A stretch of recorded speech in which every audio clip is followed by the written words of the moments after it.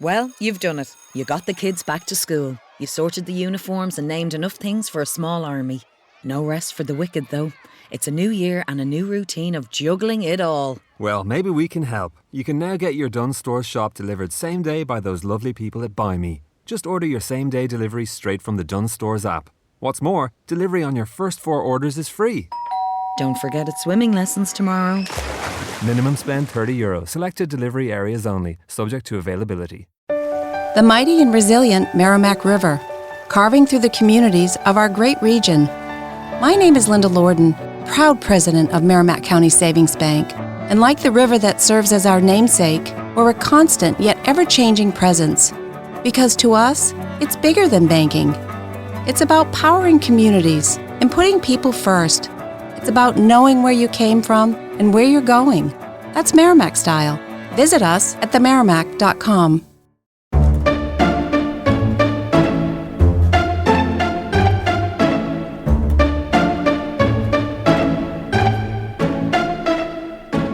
Welcome to the 10th and final episode of Season 17 of the 5 Minute Biographies podcast from 5minutebiographies.com.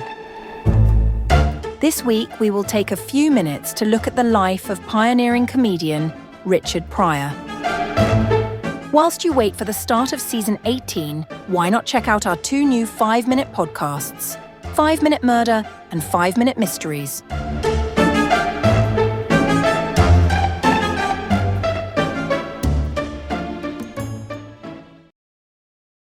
Richard Pryor, one of the most groundbreaking and influential comedians of all time, was born on the 1st of December 1940 in Peoria, Illinois, United States.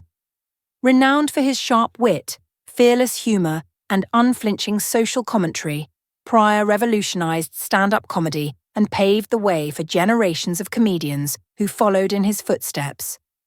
His career spanned several decades, during which he became not only a comedic icon, but also a revered actor and writer. Despite personal struggles and health challenges, Pryor's legacy as a pioneer in comedy remains firmly intact. Pryor's early life was marked by adversity.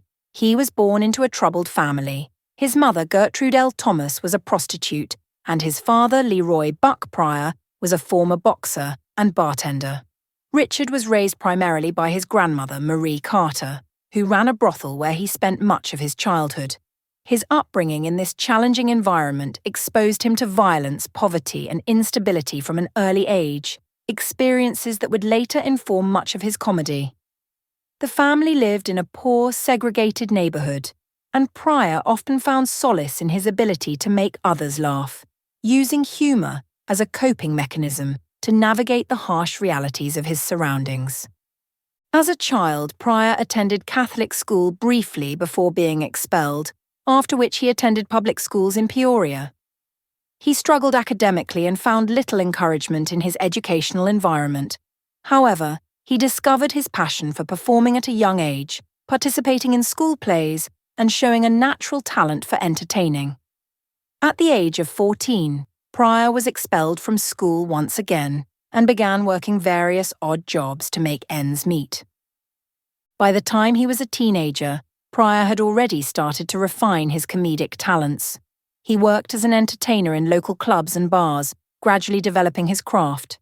After a stint in the U.S. Army from 1958 to 1960, during which he served at a base in Germany, Pryor returned to the United States and decided to pursue a career in comedy full-time. In the early 1960s, he moved to New York City, where he began performing in nightclubs and honing his skills as a stand-up comedian.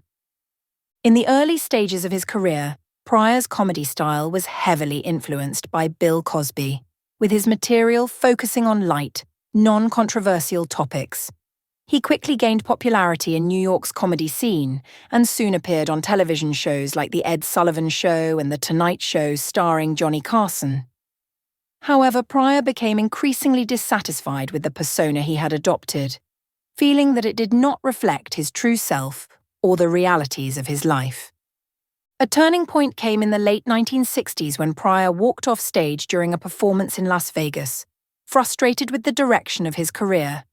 He took a break from stand-up comedy during which he re-evaluated his approach and sought inspiration from other artists and cultural movements, particularly the burgeoning Black Power movement.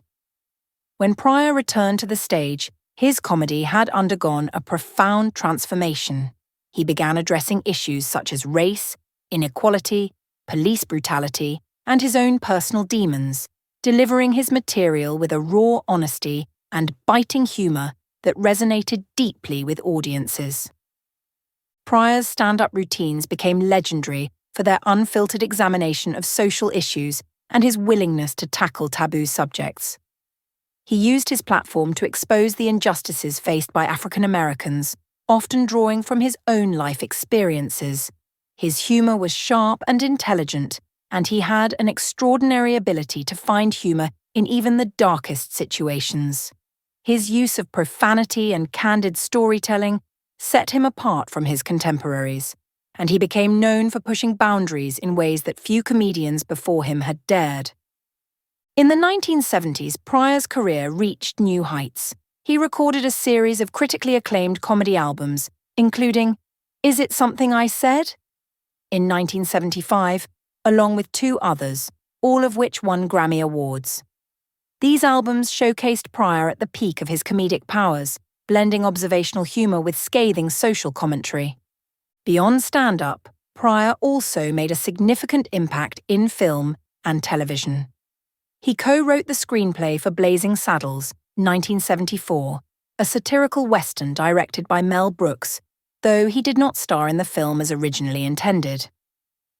Pryor's film career flourished with roles in movies such as Silver Streak, 1976, Stir Crazy, 1980, and Harlem Nights, 1989, the latter of which he starred in alongside Eddie Murphy. Pryor's ability to transition between comedy and drama made him a versatile performer and earned widespread acclaim for his acting abilities. However, Pryor's personal life was often tumultuous. For example, he was married 7 times to 5 women and had 7 children with 6 different women.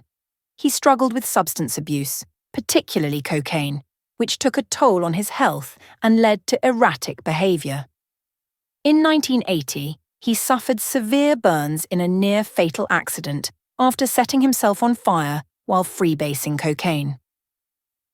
Pryor later spoke candidly about the incident in his stand-up routines, using humour to confront his vulnerabilities and mistakes.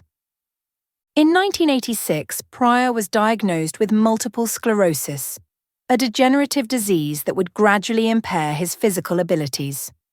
Despite his declining health, he continued to perform and act, though his public appearances became less frequent in the 1990s. Pryor remained a beloved figure in the entertainment world, and his influence on the comedy industry endured. Richard Pryor passed away on the 10th of December 2005 at the age of 65 in Los Angeles, California, after suffering a heart attack. His death marked the end of a remarkable career that fundamentally changed the comedy landscape. Pryor's fearless exploration of race, identity, and humanity, delivered with humour and heart, left an indelible legacy. His influence can be seen in the work of countless comedians who followed, and his status as a trailblazer in comedy remains undisputed. I hope you enjoyed that episode of the 5 Minute Biographies podcast from 5minutebiographies.com, which was the last of Season 17. If you get a chance, please leave a review wherever you get your podcasts, as it will help us to grow. Also, why not check out our 2 new 5-minute podcasts, 5 Minute Murder and 5 Minute Mysteries. Thanks for listening, and I'll see you in Season 18.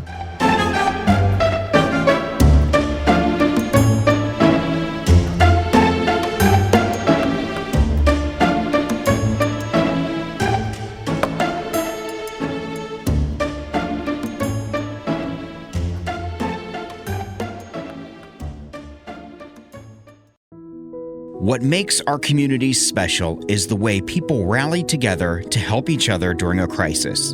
And today, what more and more neighbors are fighting against is hunger. Too many of our fellow Georgians are struggling to put food on the table. That's why the Atlanta Community Food Bank unites 29 North Georgia counties to fight hunger. Please give what you can at acfb.org and help a neighbor in need today.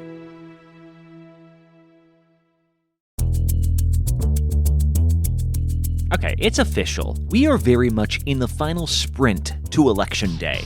And face it, between debates, polling releases, even court appearances, it can feel exhausting, even impossible to keep up with.